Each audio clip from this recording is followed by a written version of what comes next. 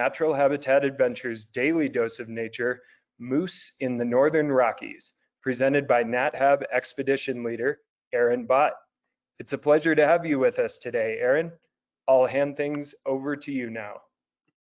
Thank you very much, and thank you everyone for tuning in. I'm excited to be talking here at the end of the year 2020 on this subject, moose specifically in the Northern Rockies.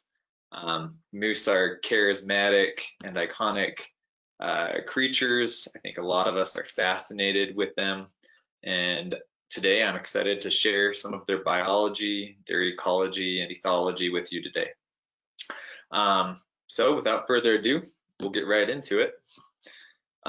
Really quick, I'm Aaron Bott. I'm a wildlife biologist. I work specializing in large carnivores up in the Yellowstone ecosystem, where I research wolves and work with grizzly bears. I also work with a number of other species, including cougars and black bears. Up in the Yellowstone area where I research wolves, moose are one of the primary prey species for wolves. And so I get a lot of opportunity to interact with them and to learn their habits and to study them with other biologists. It's something that's pretty exciting. And I myself am from the Northern Rockies. My family settled there 7 generations ago, back in the early 1850s. It's a place that I have a lot of intimate connections with. And if you've ever tuned into my other presentations that I've offered for NatHab and WWF, you'll know that I've covered a variety of subjects talking about large carnivores, specifically grizzlies and wolves. But today we're talking about moose. Really quickly, moose are a member of the deer family, and they're an holarctic species, which means that they basically live in the northern hemisphere all across the globe. So they cover a very wide range. Long before humans and moose first encountered one another in the New World, they were interacting with each other in the Old World. So before the Bering Land Bridge, where moose crossed from the Old World into the New World, and before humans crossed from the Old World into the New World, moose and humans knew each other back in Eurasia. At various times throughout the Pleistocene or the Ice Age, we had a high activity of glaciation. This glaciation caused narrow bridges, ice bridges, land bridges, as water levels dropped between Asia and North America. Approximately 56 miles long, this land bridge was literally an avenue of migration for land mammals, including humans, facilitating exchange between the two continents. At this time, you had canids moving back and forth, you had bears, ursids moving back and forth, as well as many other species. And moose were one of the species that moved back and forth.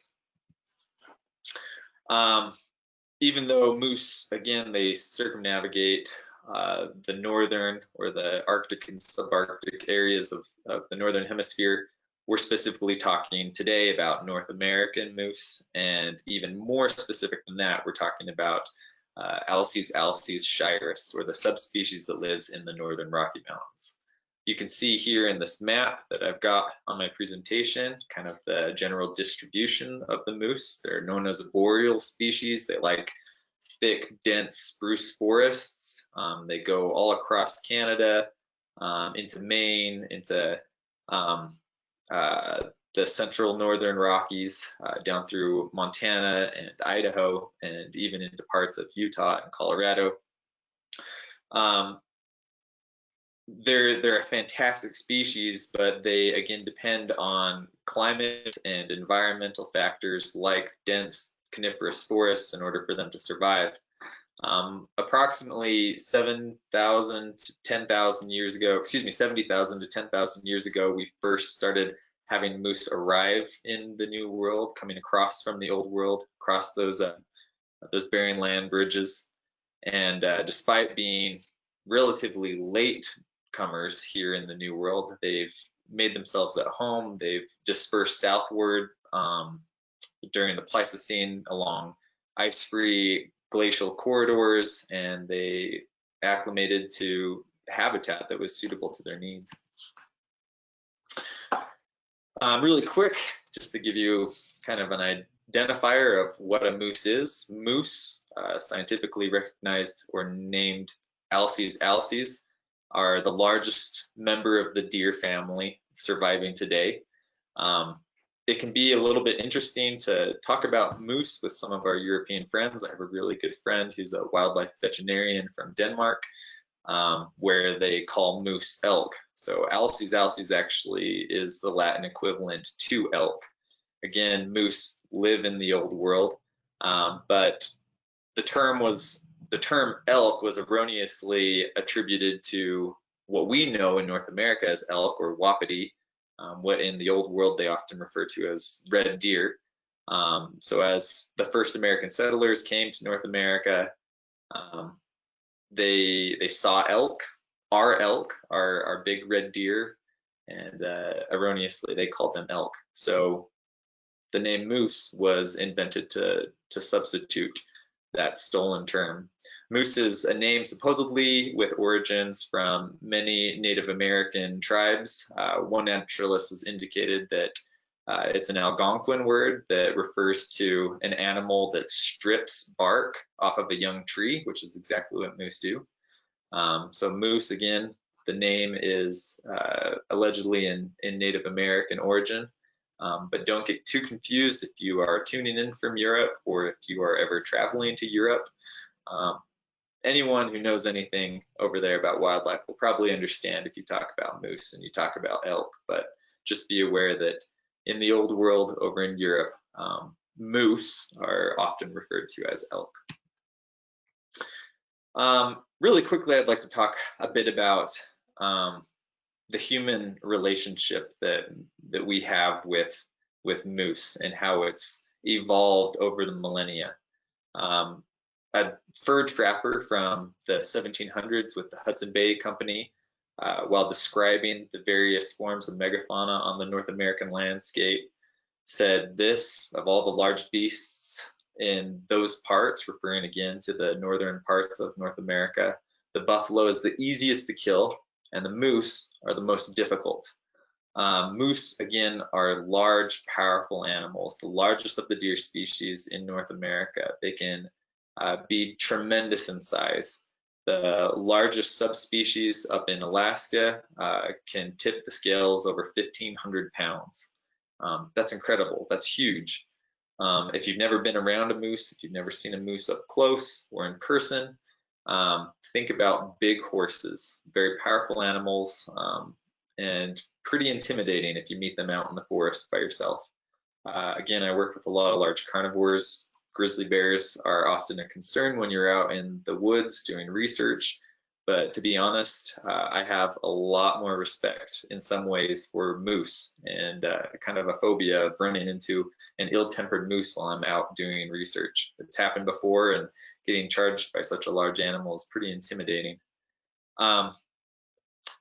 People, again, have interacted with moose for millennia. We've subsisted off of moose. Our ancestors in particular in the northern climes, they coexisted with these animals, but again, hunting moose can be very dangerous. This is a photo taken from Canada in 1920 of the remains found of a Native American person who had come into a conflict with a moose, hunting moose. You can see there the human skull as well as the full skeleton of the moose. There are two moccasins there as well. This is just, again, to reiterate that hunting moose and coexisting with moose for millennia was a dangerous business. Oftentimes, the native and traditional methods of hunting moose involved finding animals in water or driving or luring them into water, where canoers or people in boat could then attack the animal from behind or the back. Another common method, this is a painting, a quick sketch done by George Catlin, that famous ethnologist of the early 1800s. Another method captured here is crusting. Late in the winter, when you have a thick layer of crust on top of the snow, peoples would go out on skis or on snowshoes, and they would be able to approach the animals that get bogged down in that deep, hard snow, and then kill them, later to consume them. Again, for millennia, people have been dependent on these incredible animals, such large and magnificent animals, specifically in the wintertime when times are lean, people need food. The moose is capable of living in cold climes. And when your deer and your elk herds and your bison herds move out of the forests, when they migrate to different pasture, the moose are typically there. And so the moose have been the savior of many peoples throughout millennia. The meat is rich, it can feed a lot of people. The hides were used for many things, including shelters, as well as canoes, as well as clothing. It's typically very porous and heavy. It's not quite as good as buckskin for moccasins, etc., but it still is a fantastic resource. Of course, all of this changed when the acquisition of firearms was brought by Euro-Americans.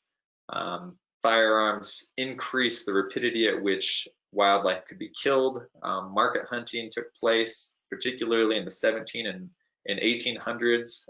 Canadian trappers would bargain for pelts or hides of moose with many indigenous peoples and would give them in return firearms. And basically this social and cultural shift basically shook the world of the moose. And just like many other megafaunal species, everything kind of started to collapse as less sustainable methods of hunting and harvesting were not practiced.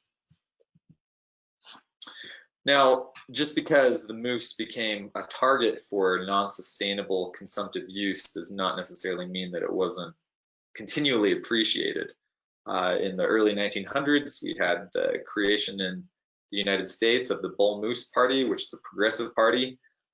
Theodore Roosevelt was the main champion who campaigned for his third term as president, unsuccessfully, representing the Bull Moose Party. This is actually an early effort of photoshopping. So this picture was circulated among newsstands during the campaigning of Teddy Roosevelt for his third term as president. It's not real. Someone took some scissors and cut out a picture of Teddy Roosevelt riding a horse and put it on the back of a moose. But basically, this is a symbol that says moose are independent, they're powerful, and our campaign leader is powerful. He's independent. He can get the job done. What better animal to represent a progressive party than the bull moose? People, of course, again, having coexisted with these animals for millennia, have gone to great extremes to try and domesticate them. At one point in time, we domesticated the wolf, which became the dog. We've domesticated felids, cats. We've domesticated, of course, bovids, members of the cow family, pigs, goats, chickens, etc. It only made sense for people to try and domesticate moose. And actually, and surprisingly, it happened several times, and it's pretty incredible to think that moose can be domesticated. It still happens today in certain occasions, but people specifically in the old world utilize moose as means of transportation, even mounts. Most recently, and it's pretty old, but most recently, in the late 1600s, King Carl XI of Sweden tried to use moose as mounts for a special light cavalry unit that could swarm into areas that were inhospitable and that horses couldn't make it into. During the reign of Ivan the Terrible, moose husbandry was actually outlawed for fear of guerrilla Siberian uprisings, and anyone who was found raising moose or being a moose farmer or rancher, if you will, was tortured or even killed. So the practice was completely squelched. But again, we've seen time and time again people utilizing moose, domesticating moose. One quote, one practitioner said that the moose is easily tamed and when domesticated exhibits much sagacity, and if well treated, a very affectionate disposition. But despite the expressed ease of moose domestication, it really didn't take off, in particular because of diet. Moose are browsers, and we'll talk about that in just a little bit, but unlike our more common livestock, they depend on a very complex structured vegetation, such as willows and alder and birch, and to simply feed domestic moose the quantities of vegetation that they require is just very impractical. Also, moose are very intolerant of horses, and to have them coexist, it just doesn't really work out well. Now, jumping back into some deeper history, during the Pleistocene, there was a period of accelerated evolution. So during this ice age, we had many different forms of megafaunal wildlife evolving and changing, and again crossing back and forth on the Bering Land Bridge between North America and Eurasia. And at this time, we had basically this big boom of extremely extravagant species of the deer family of moose, or cousins of the moose that once existed. Many different animals with various forms of antlers, very bizarre looking. Alces latifrons, a cousin of the moose that has since gone extinct. It's important to point out too that some of these species that I'm showing you here are not necessarily progenitors to the moose. They're simply cousins. So they evolved on a parallel course, and they went extinct as things changed, as climates changed, as human domination over certain parts of the world became more common. And the moose that we have today is all that remains. But again, about 40 million years ago, the earliest ancestors of today's ruminants existed on both North America and Eurasia. They all went extinct, except for the surviving members that we have today, which I'm about to cover. In North America, that's primarily your moose, your caribou, your mule deer. About 2 million years ago, during the late Pleistocene to the middle Pleistocene, the ancestors of moose evolved, and they started to shift and come over to North America about 10,000 to 70,000 years ago. Again, these are just really cool illustrations and skeletal remains of the stag moose, again, a cousin of the moose. You can see there in the bottom left-hand corner, it's an illustration that I pulled off of the internet, but it shows you the size comparison of a much larger animal than the moose. If you look at those antlers, they're palmated and so bizarre and alien looking to us. It's pretty fantastic. But about 11,000 years ago, 10,000 to 70,000 years ago, moose began to invade North America. They crossed over the Bering Land Bridge, and they started making themselves comfortable here. Now, moose, as I've mentioned several times, they are a member of the deer family, or the Cervidae. In North America, the most common members or cousins of this family that we have are, of course, white-tailed deer. We have mule deer, we have elk, and we have caribou. What makes deer unique from the bovidae, or the cattle family, if you will, is the antler. The antler is one of the most common features recognizable that really makes the deer family distinct, and you can tell that they've evolved on a very different agenda. Whereas the bovidae, or members of the cow family, they have a perennial bony core with a horn that is made of a keratinized covering, or a protein that basically is like your hair or your fingernails, that covers these bony protrusions of the skull, and they don't ever shed them. They're stuck there all the time. Antlers are different. Antlers are actually an extrusion of the skeleton. It's a bone that comes out of the head and is deciduous. It falls off.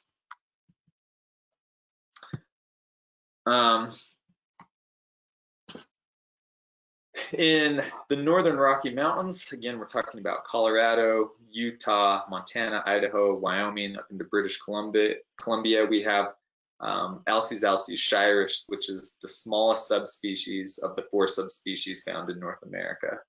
If you've been to Yellowstone on NatHab's trips, if you've gone to the Tetons, if you've gone to the parks and you've seen moose, those magnificent and powerful animals are no less impressive, but they are the smallest subspecies that we have in North America.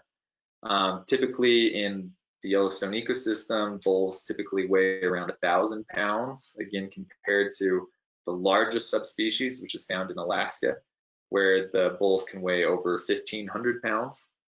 The antlers are much smaller on this subspecies as well. In Alaska, it's been known to, bulls have been known to have antlers that weigh 80 pounds. Still here, the antlers in the Northern Rocky Mountains easily tip the scales over 40 to 60 pounds. So again, large headgear, these incredible palmate antlers that protrude from the skull. The ancestors of moose developed in seasonally changing climates. Moose live in a white-green world, if you will. Half of the year it's green, half the year it's white with snow. And because moose evolved in this very drastic bipolar climate, their entire lifestyle, their ecology, their biology is all tied up in the changing seasons. So the antler cycle became species specific. The cycle was timed by adaptations of hormone secretion, which resulted in that coincided with the reproductive period. Calves are born in the spring because that's when they're going to have the opportunity to take advantage of the vegetative period when everything greens up. Antlers themselves are so fascinating that I wanted to take a minute and talk a little bit about antlers, or antlerogenesis, the process of creating these large, magnificent, very bizarre ornaments on the top of the head. The antlers are secondary sexual characteristics. They're used to attract mates. With all deer species, with the exception of caribou, antlers only grow on the males. In caribou, antlers grow on both males and females. All members of the deer family, except for the Chinese water deer and the musk deer, grow antlers. The antler is developed through extensions on the skull known as pedicles, and over a very dynamic mineralization process, antlers grow as bones outside of the head. They first begin as a porous complex. They're soft, they're sensitive. As the season wears on, they become hard, and eventually they become polished, and what's known as a velvet skin or a covering wears off. These antlers are made up of calcium and phosphorus, and the demands to create these antlers are so great that actually the animal, if it's not ingesting enough minerals, it will go through a mild form of osteoporosis. The minerals in its bones will be depleted in order to create this magnificent secondary sexual characteristic that these animals have. So it's really important for bulls to get enough food and nutrients in order to be healthy, so that they can survive the rut, they can compete with other males, and they can have that very showy crown to win all the ladies. But it's pretty fascinating and also a bit alarming to see just how extreme these animals evolutionarily have come in order to create these magnificent antlers. Again, if they don't consume enough minerals from their environment, their body will take the minerals from their bones and they'll redirect them to the growth of the antler. Antlers are deciduous, and so they grow every year and then they fall every year. So it's this incredible cyclical process that really is never ending, and it's all for love, which we'll talk about in just a little bit. Mature bulls with the largest antlers generally cast them early in the winter. The animals with the largest and most impressive racks are typically in the age category of 5 to 12. Moose can live up to 20 years, even a little bit longer, but that's fairly uncommon just because they have so many challenges that they have to coexist with: predators on the landscape, hard winters, climatic events, their teeth wear down, they can get sick. But the prime age for a bull to have that massive rack is generally 5 to 12 years. As the antler grows, and they can grow over an inch a day at their height during the summer, they basically harden. There's a mineralization process where these osteoblasts are solidifying the calcium and the phosphorus, making them condensed, making them hard and sturdy, ready for combat, sparring, etc. As I mentioned, these antlers typically start to grow in the spring, and then most bulls will shed their antlers in early winter. They're actually the first animals in the deer family to shed their antlers. So elk here in North America, they shed their antlers generally in March. Deer start to shed theirs in February, maybe in January.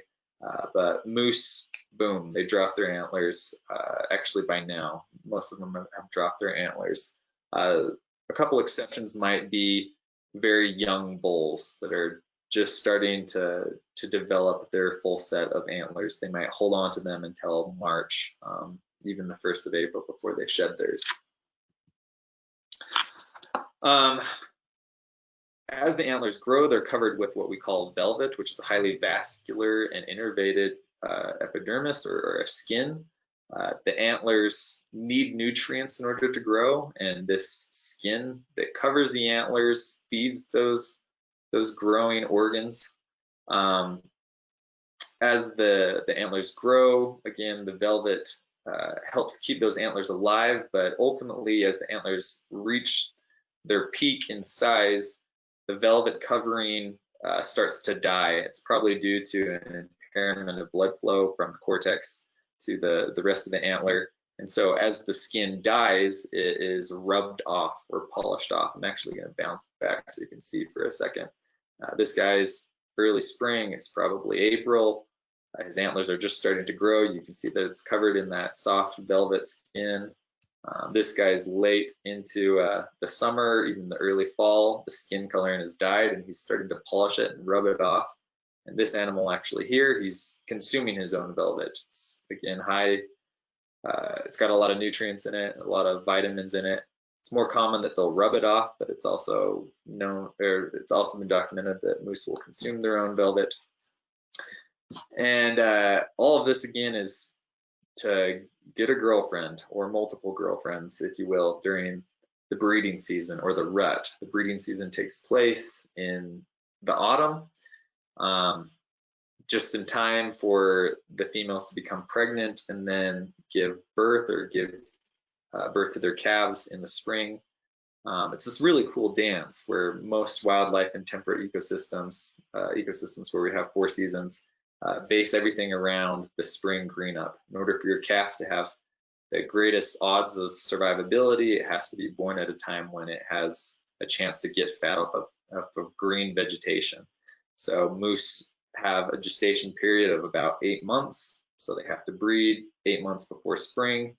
And this very complicated ritual takes place where bull moose seek out females.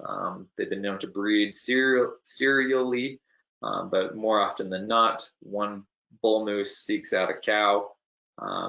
He determines if she's ready to breed, and if he meets other bulls in the area, he might have to spar with those bulls. He might have to show his superiority, his health status, his ability to pass on genes that will benefit that cow's calf in the future. And if she will have him, then they breed. And after that, the testosterone quickly declines, and this causes the antlers, which he's worked so hard to grow all year, to be cast or to fall off. Again, the things that we as animals do for love, it's pretty remarkable. But to grow these incredible antlers, to re-navigate some of your necessary minerals that your body needs to go to headgear just to impress the opposite sex, to then breed, and then after the breeding season ends, testosterone and hormonal levels decrease, and you cast those antlers and you start all over again. This is pretty incredible because during the breeding season, bulls can be not only working hard to show off those magnificent antlers, to be impressive, to bulk up and look muscular, but also they're so paranoid, or they're so concerned about this major event during the rut, they actually can go up to 3 weeks or longer without eating while they're pursuing females, and they can decrease their body weight by 20%. Which means going into winter, males are typically the ones that die if the winter is hard, or if they encounter predators that are going to pursue them. The females, meanwhile, are staying healthy and they're staying strong because they need to go into the winter having full bellies, thick fat reserves, so that they can provide nutrition for the fetus growing inside of them. But the bulls, again, their highlight is there during the rut, and they're so concerned about the rut that they can literally waste away. I've already mentioned that reproduction is timed during the autumn to provide optimal conditions for raising their young in the spring. Throughout pretty much all of North America, the breeding occurs in late September through October. Females go into heat, or they have an estrous cycle that usually lasts about 2 days maximum. So they're only ready to breed for 2 days. They are, however, polyestrous, which means that if they breed with a male and they do not conceive, then they might enter into a second estrous cycle if there's time during the fall. Moose typically only give birth to one calf every other year, but they can give birth to twins. That's also frequently documented. Moose females generally don't enter puberty or become sexually mature until they're 1.5 to 2 years old. Like I already mentioned, gestation is typically 8 months. Moose are independent. They like their solitude more than other deer species. So compared to your elk herds, compared to some of your deer herds, compared to some of your bovids, your bison, etc., they typically like to separate out on the landscape, which is beneficial because by separating out, they can avoid competition from other moose. They're also less of a target for predators, and not only that, but there's less likelihood for disease to spread. I'll talk about this a little bit later, but just in case I run out of time, I wanted to talk about it now. I gave a presentation a few weeks ago about chronic wasting disease, which is a very scary disease transmitted through prions or proteins of the central nervous system, and it's 100% fatal for any deer species that becomes infected with it, and this includes moose. We don't see a lot of seroprevalence of chronic wasting in moose, and that probably has to do with their behavior. They don't congregate densely in areas, so it's less likely for them to get sick from each other. I forgot to mention that also during the rut, you have this incredible behavior known as flemming, which takes place not just with moose, but a lot of other deer species and members of the bovidae group, your sheep, your pronghorn, etc.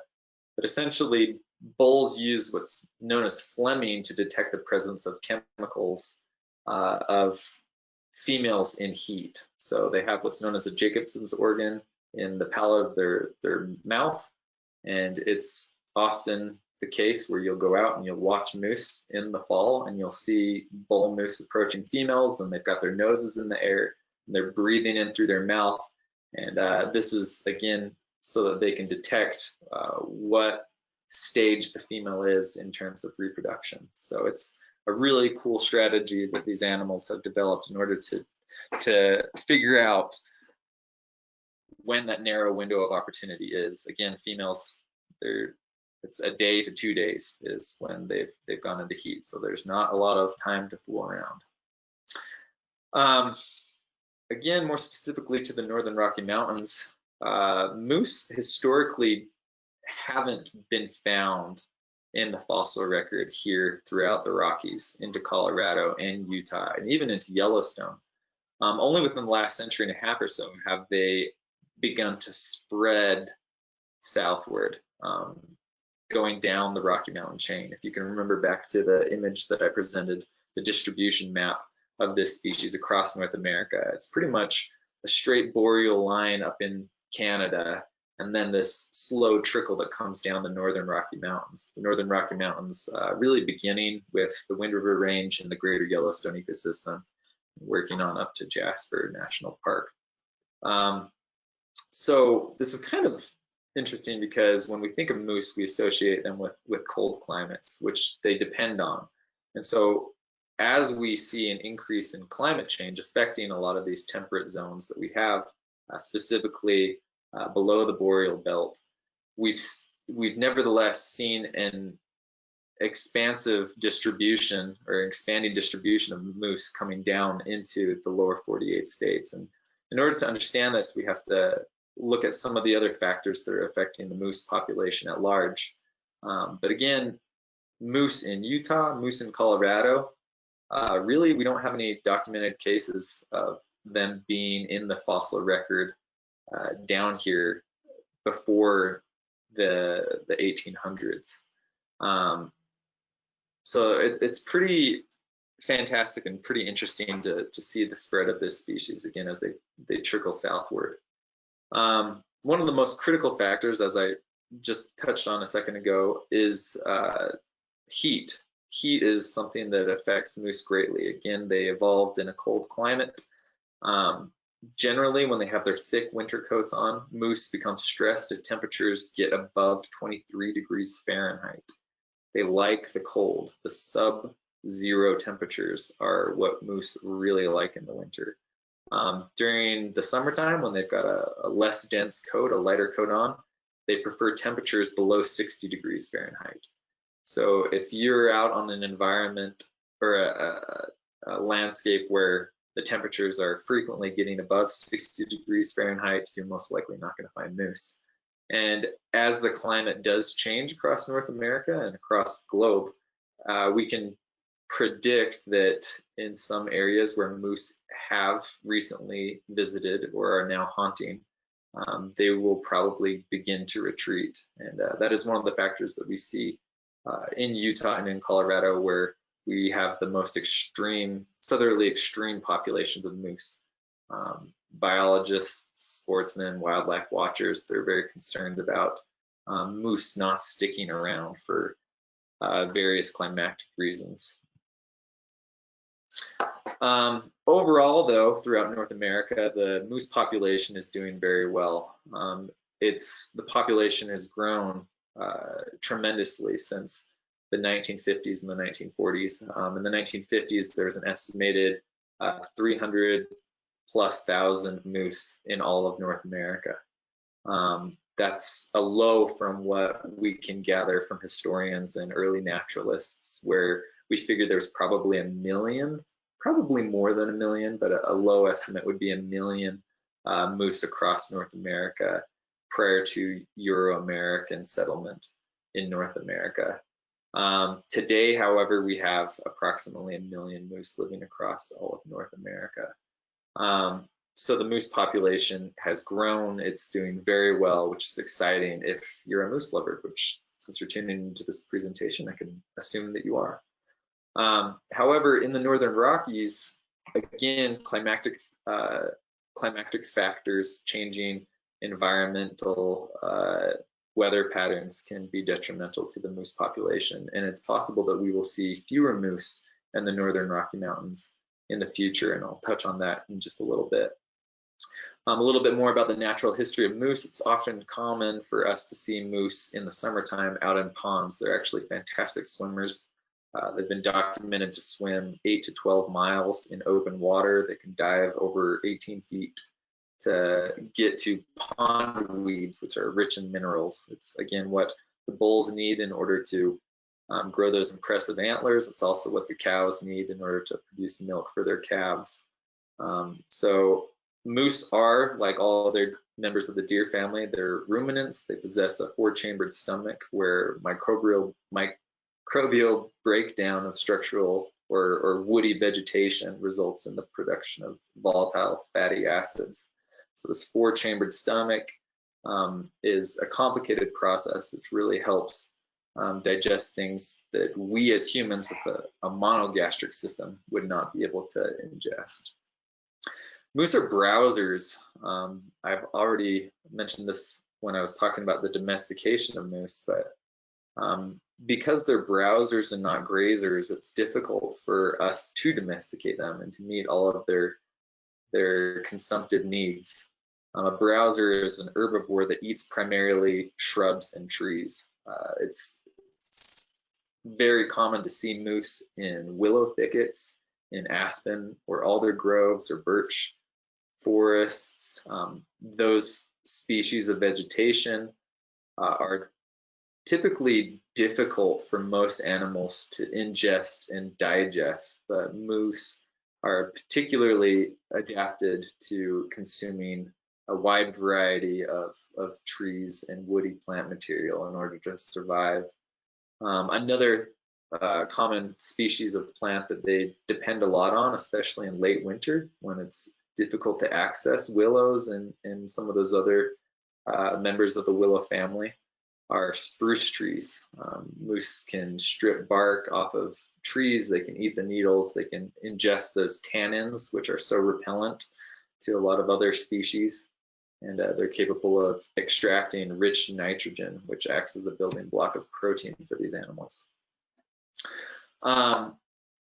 That's what moose eat. And of course, there are other things that eat moose. In North America, wolves, grizzly bears, and black bears are the principal predators of the moose. We see all across the boreal forests of North America interactions most commonly between moose and wolves. Wolves are perhaps the most common predator of the moose in North America because they overlap in so many different places.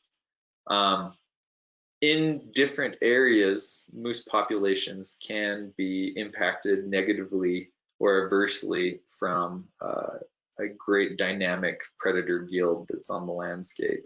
In order to explain this, you need to understand that predator-prey relationships are very controversial and they can be very dynamic. But in an ideal setting, we have what's known as compensatory predation, which is where an animal is killed by predators and that animal probably would have died anyway. It's an old animal, it's a sick animal, it's been predisposed to most likely have died. Again, bull moose as well as bull elk are common targets that we see of wolves hunting these animals late in winter, because during the rut, these animals were stressed, they lost a lot of weight while they were pursuing females.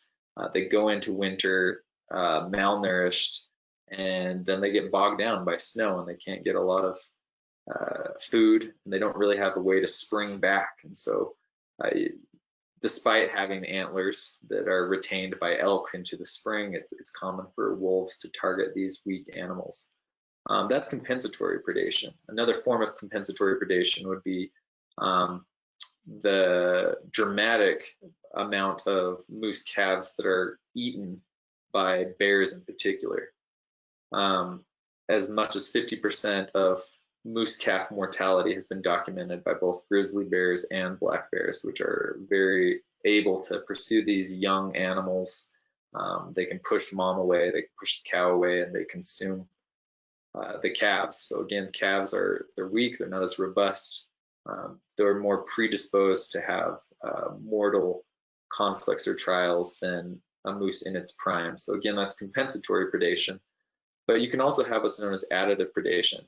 In that case, additive suggests that the animal, the moose, would have survived if it had not been killed by the bear or the wolf. This can happen where you have an upside down system where you have a lot of wolves, a lot of grizzly bears, and not very many moose or elk or whatever your prey is. The moose, the elk, whatever the prey species is perhaps competing with other prey species for foraging, for browsing, for food. in any case, the predators can have a negative impact on the overall population growth of the moose in this case. So it's been really interesting for us to understand and to study the dynamics of predator-prey relations on the landscape. In Isle Royale National Park, we have a closed ecological system where naturally moose and wolves in the 20th century came across an ice bridge from the mainland and moved out onto Lake Superior, onto this island, Isle Royale. And we have had the longest ongoing predator-prey relationship study in the world taking place here on this island, where literally the only prey for wolves is moose, and the only predator are wolves. So it's this very simplistic and yet natural ecological snow globe that we can watch, where we try and understand the predator-prey relations between these species. Again, wolves are the most common predators of moose. But besides being tremendously large and very strong, moose are known to thwart most wolf attacks. Only about 9% in some populations. Only about 9% of attacks on wolves prove to be successful. Rarely do wolves kill moose that stand their ground, that fend for themselves. In contrast to that, about 18% up to 25% of moose calves are killed by wolves every year, which is generally in a healthy ecosystem. That's pretty moderate. That's not going to impact the overall growth of the moose population. In the Northern Rockies, in the Yellowstone ecosystem, as I've mentioned, moose were once not a part of this ecosystem. But during the late Ice Age or the Little Ice Age, they had opportunities to move south. And not only that, but predator control programs started taking place federally in the Northern Rocky Mountains in the early 1900s. And with the removal of many predators, including cougars, wolves, and the decimation of the grizzly bear population, moose were able to take advantage of this environment that really meets a lot of their needs. The Yellowstone ecosystem is an elevated plateau. It's cold, very cold most of the year, and they make themselves comfortably at home. Now, since the early 1900s, we've had a lot of our predators either be reintroduced, like the reintroduction of the wolves in the mid-90s, as well as the grizzly bear population, which is growing more and more robust. And as these predator populations have grown, they have, if you will, they've limited the expansion of the moose population. But perhaps even more important than predator limiting factors are the effects of forest fire and forest fire suppression. Harder on a prey species than any predator is winter. If a prey species or an herbivore can't get enough nutrients and food during the winter, then it will die. Moose, as I've already mentioned, they are fantastically adapted to surviving in cold climates because they can depend on old growth forests or spruce forests in order to intake or ingest nutrients even in the harshest of winters. Now, we as a society practiced forest fire suppression for the greater part of the 20th century. We used figures like Bambi, which I just watched with my 2-year-old son the other day and thought about this, and Smokey the Bear, to really push an agenda that was to suppress natural wildfires as much as possible. In suppressing this natural cycle, we interrupted this important part of ecology, but we also generated a lot of, or I should say, we preserved a lot of pristine habitat for moose. So in the Northern Rockies, in the United States, we removed predators, we stopped forest fires, and we really allowed moose to come down south on their own and make themselves comfortable. They thrived in a lot of these old growth forests that were no longer seeing this predictable cycle of fire or weather patterns that would impact their environment, and they no longer had to worry about predators like wolves or grizzly bears. Of course, all of that changed, especially in Yellowstone National Park. In 1988, we had the Great Yellowstone Fire, and 36% of the park burned. Most of that was old growth forest.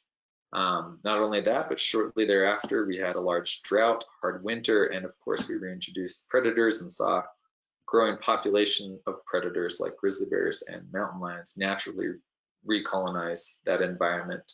So in Yellowstone National Park, we've actually seen a decline of moose in the past 40 years. Again, old growth forests being burned naturally, as well as predators and changing habitat, climatic changes have really been the cause of all of that. In fact, in the 1970s, we estimated that there were roughly 1,000 moose in Yellowstone National Park. And in the mid-90s, when we conducted our most recent study, it's been a while, we need to reconduct another study, population survey, we determined that the population of moose is probably about 200 in Yellowstone National Park. So down substantially from what it was in the 70s. This isn't necessarily a bad thing. It's a natural process, and moose populations are doing actually very well in Grand Teton National Park, just south of Yellowstone National Park. I think that it's safe to say that there's also competition with moose to forage and to consume nitrogen, calories, and other nutrients on the landscape, while having to compete with other herbivores like large populations of elk and bison, which also like to browse willow and reduce the amount of willow forage. Unlike moose habitat elsewhere in northern Yellowstone, there's not a lot of browsy, woody vegetation for the moose to eat. So by studying populations of moose in the Northern Rocky Mountains in Yellowstone National Park, we've come to realize that some of the greatest impacts on moose populations overall, again, depend on changing climates, the heat, the weather, as well as forest fires and predation in some areas. If moose are not able to ingest the nutrients that they need, then we're going to have lower pregnancy rates. And the lower the pregnancy rates are, suggests that there's a limit of food availability, more so than even predators. Overall, this is, like I said, not a bad thing. This is probably a sustainable population that we're now analyzing and studying here in the Yellowstone ecosystem. And even beyond the Yellowstone ecosystem, we're looking at other factors that are impacting moose populations on a global scale as well as a North American regional scale. The advent in the 1960s and 1970s of this new strain of a TSE disease, chronic wasting disease, is very alarming. It's going to be interesting to see how it plays out on the landscape and how it affects moose populations as the disease spreads across North America. We also have several other disease factors impacting moose. But overall, moose populations are doing very well in North America. It's exciting to see such a dramatic comeback from, again, the harvest hunting, the commercial hunting that we saw in the 1800s compared to the population comeback today, where we probably have over 1 million moose in North America. Again, they're fantastic, a charismatic species. They're very dynamic. We all love moose. When we see them, I think of Bullwinkle, some of my childhood memories of those iconic figures. It's easy to see why presidents like Theodore Roosevelt wanted to use the bull moose as the symbol for their progressive party. It's also interesting to see how peoples all over the world, ancient Europeans, Asians, as well as Americans, have visualized and appreciated this incredible species. So hopefully you learned something interesting today. Again, it's exciting to talk to you about this animal that means so much to so many of us. So thank you very much. Excellent. Thank you very much, Aaron. Now it's time for questions, and we have a lot of them. We'll go through as many as we can here in the next few minutes.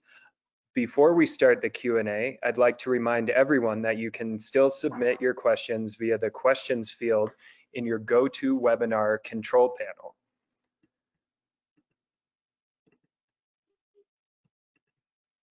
Okay, so there were quite a few questions about how bull moose protect themselves when they do not have antlers, both when they shed those during the winter and when they're younger, when they're first growing their antlers. It's a fantastic question. So people see antlers, and the first thing that we think of is, wow, I would not want to get hit or stuck with those. They look like very formidable weapons. And they can be used as weapons, but more often than not, they're just display pieces. Again, a secondary sexual characteristic that attracts the opposite sex for breeding. We have not documented any moose using their antlers to thwart predators from attacking them. More often than not, it's those incredibly massive hooves that both the males and the females have. One kick with those hoofs, particularly the front legs, is enough to do in any grizzly bear or any wolf. So when the antlers are not on the head, or if it's a cow that does not have antlers, the animal is still formidable, it's still dangerous. Can the antlers be used as weapons? Absolutely. I'm sure that they are used as weapons. We know that moose charge at one another and they spar with their antlers. But if you were to put a moose in a pinch, the first weapon it would use to defend itself would be the hoof. Excellent. Thanks, Aaron. We also have a few questions about how the antlers are cast off. Are they cast off one at a time, or do they fall off together? Good question. So after the rut, when the testosterone levels drop, there's a demineralization process. They're called osteoclasts, and they start to break down the calcium phosphorus that keeps the antler onto the head. These antlers are very heavy and they're very cumbersome and awkward, and so it makes sense for the animal to shed the antler rather than retain it year-round. When those antlers start to come off due to the demineralization process, they get wobbly, and typically one will fall off and the other one will remain for typically an hour, or excuse me, typically a day, maybe 2 days. It's a lot like a loose tooth. If you remember being a kid and your teeth being wiggly, and eventually you're like, man, this is driving me nuts, and so you just pop it out.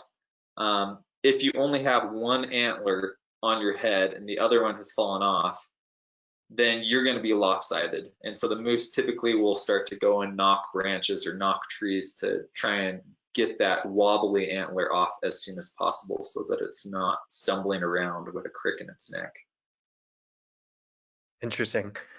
Okay, we also have several questions about the wattle or the dewlap that's beneath bull moose's chin, and what the purpose of that and kind of how that evolved. Yeah, absolutely. So what's being referred to is, I'll go back a slide. You can kind of see it here. It's this dewlap. It's this extension of skin that falls underneath the chin. It's called a bell in moose. So they have this long bell. It's found in both sexes, males and females, although they are slightly sexually dimorphic. They're larger in males. Really, there's not a lot understood about what the bell does. There's no sebaceous glands that are excreting pheromones or anything. It's agreed by most biologists that males will wallow during the rut, so they urinate in puddles and they roll around in it to cover themselves in pheromones that will attract females, and that dewlap will become impregnated with those urinary pheromones, and it acts kind of as a cologne, if you will, a necklace that a scent necklace that attracts females. So more than anything else, it's just an extension of skin that falls below the chin and can absorb pheromones from other areas of the body to attract mates. Okay, thank you. So a few questions also about if wolves or other predators eat a moose that has chronic wasting disease, is there any risk of that being transferred to those predators? Really good question. No, there is not any documented case of chronic wasting disease, which specifically affects all members of the deer family: moose, elk, mule deer, white-tailed deer, caribou. There's no documentation of it ever spilling over to a completely unrelated genre of animal. This is a really interesting question, but it's a good one, and especially correlates well with what we've experienced this past year in 2020. Animals, all animals, humans included, generally have certain species or certain diseases that we are susceptible to and certain diseases that we are immune to. Occasionally and rarely, there are spillovers where the disease can jump microbial barriers from one species to the next, in which case it can be very devastating. Coronavirus, or this variation of coronavirus that we've all become so familiar with this last year, is an excellent case. It started, or we documented it in bats, it spilled over to humans, and all havoc broke loose.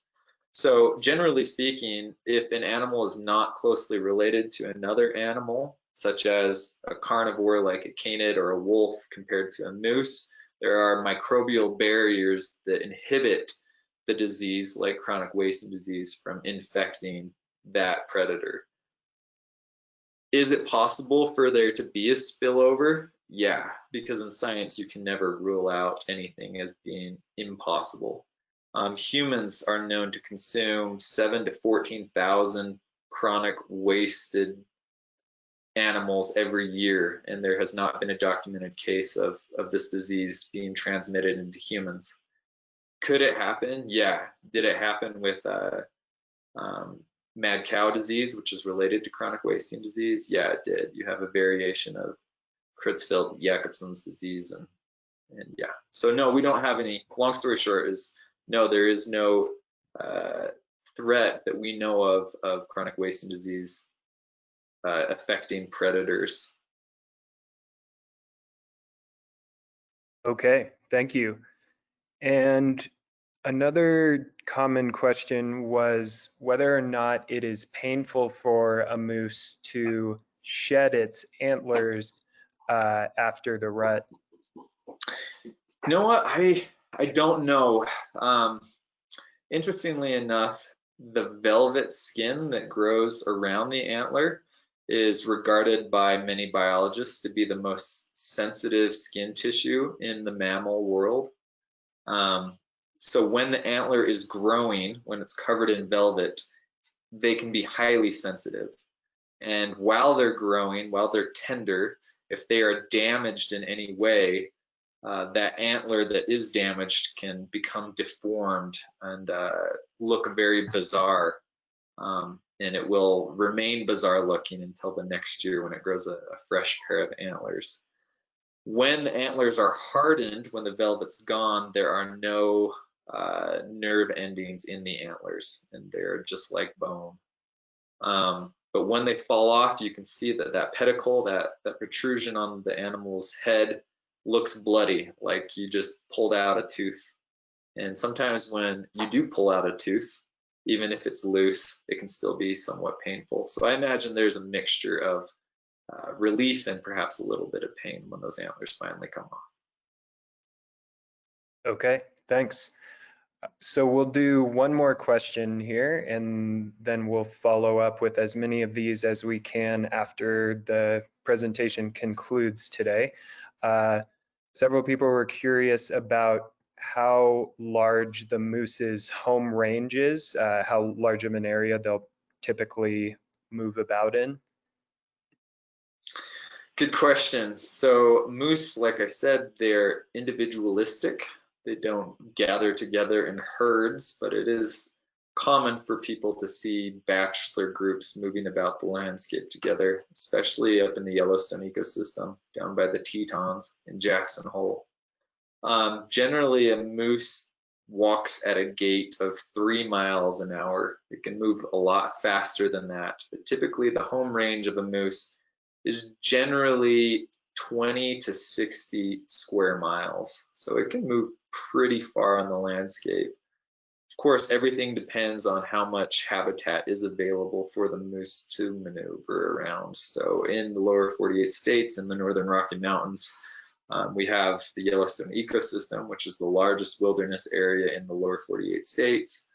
But you don't have to go too far out of that little biosphere before you start running into humans, or you start coming across habitat that is unsuitable for a moose to live in. So they can range pretty far and wide across the landscape, but more often than not, they're pretty localized and they stick close to home. All right, thank you. That's the last question we have time for today, so I'd like to hand it back to you, Aaron, for any closing comments. Thank you, everyone, for tuning in. Moose are fantastic animals. They're really incredible.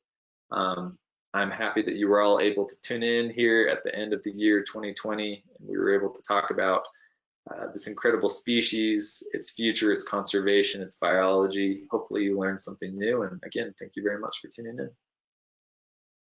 Aaron, thank you so much for taking the time to present for us, and thank you to everyone who tuned in today. This is the last webinar of the week, so be sure to join us next Monday, January 4th, for our next Daily Dose of Nature. You can also check our website at www.nathab.com/webinars for the upcoming schedule, and keep an eye out for our Sunday email. We recorded today's presentation and will have the replay available on our website soon. With that, I will conclude this webinar. Goodbye, everybody.